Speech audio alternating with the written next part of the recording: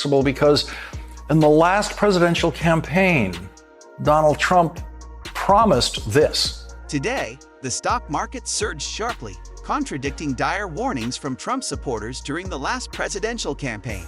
Donald Trump had predicted a market crash if his opponents were elected, but the market's ongoing success has proven otherwise. This narrative highlights a key issue with Trumpism, often criticized for relying on exaggerated or unfounded claims. Donald Trump spent the day attacking business leaders who don't support him, saying that they all deserve to be fired if they don't support him. Here's what Donald Trump posted.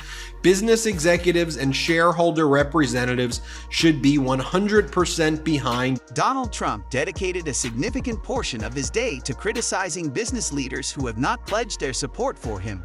In his typical assertive style, Trump argued that any executive or shareholder not aligned with him should face termination. He emphasized the necessity of complete and unwavering support for himself, framing it as crucial for the success of these businesses. Trump's comments, posted on social media, underscored his belief in his leadership and expectation of loyalty from the business community.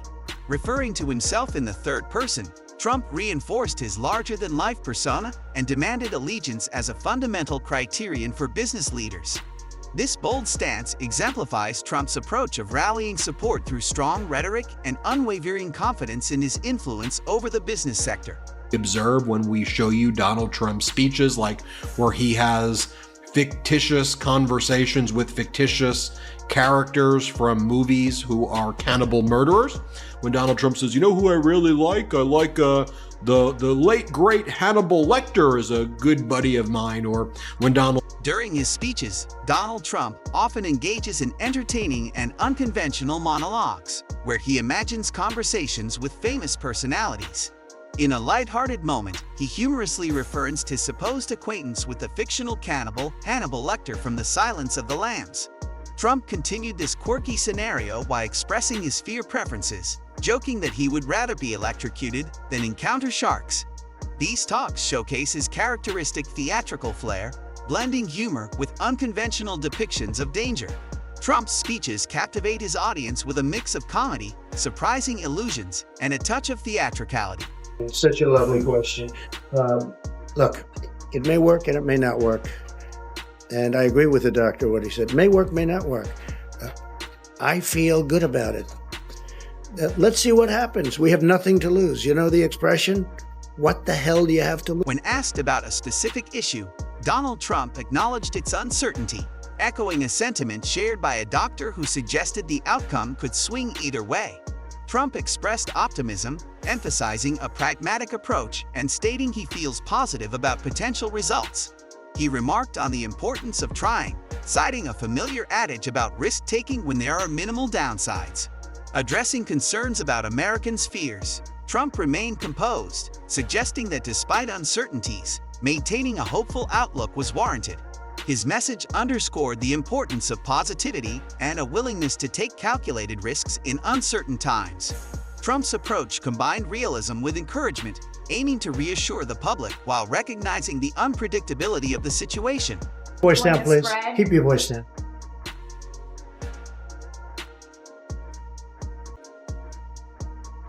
I have a question about something you said on Thursday, which is that you were angry because information about the virus should have been told to us earlier and a lot sooner. People knew it was happening.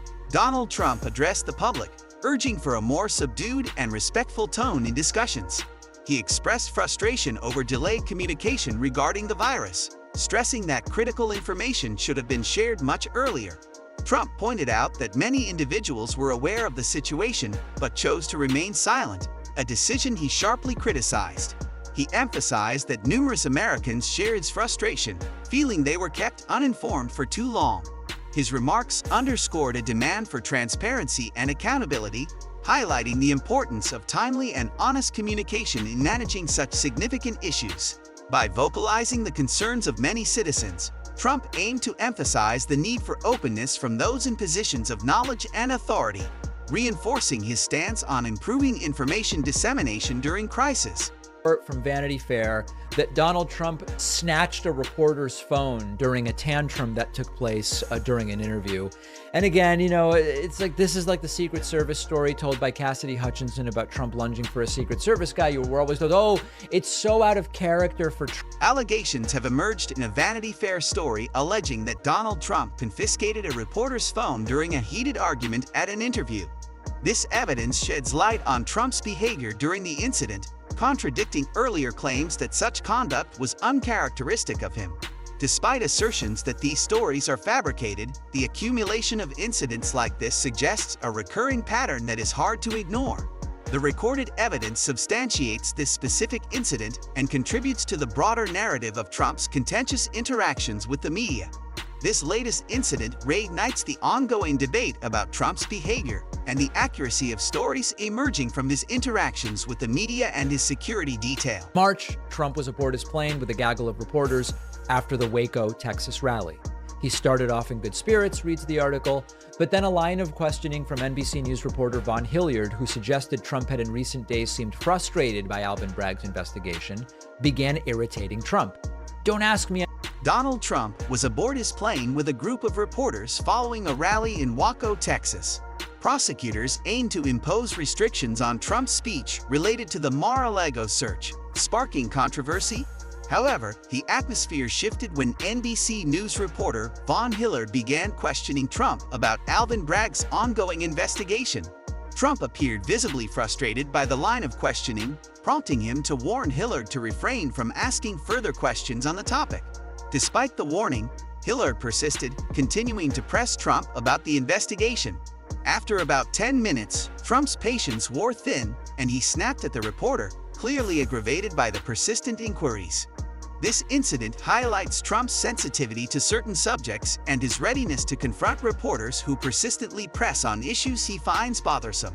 Exhibiting the exact same sort of tantrum behavior, and this one includes a recording that was obtained by Vanity Fair, making it much more clear that this is exactly how Trump behaves. So we don't have to spend a ton of time on Vanity Fair obtained a tape that features another of Donald Trump's signature rants. The New York Supreme Court rejected Trump's bid to overturn a gag order, dealing a significant blow to his defense strategy. Trump's legal team argued that the order violated his free speech rights, but the court upheld it, stressing the importance of upholding the integrity of the judicial process. This decision marks a setback for Trump, as courts have consistently ruled against him, stressing the necessity of limiting public statements to ensure a fair trial. The recording not only validates this specific incident, but also strengthens the broader narrative of Trump's contentious interactions with the media. This mounting evidence challenges the narrative put forth by his supporters and underscores the importance of accountability and transparency amid the controversy. Centers around special counsel Jack Smith's motion to impose a gag order on Trump in a case involving classified documents. So prosecutors from the special counsel's office at the Justice Department are not going to be able to limit Donald Trump's speech about law enforcement The controversy surrounding special counsel Jack Smith's motion to enforce a gag order on Donald Trump has ignited substantial debate. The decision underscores the critical importance of maintaining order and impartiality in high-profile cases, even when balanced against constitutional free speech rights. This rejection serves as a reminder of the delicate balance required to protect individual rights while ensuring a fair legal process. This ongoing legal battle highlights the complexities of navigating legal scrutiny while upholding the rights of a former president. You're watching The Legal Breakdown. So Glenn, it looks like Donald Trump's last gasp here of some relief in his New York criminal trial has just come up short. Can you explain what just happened here?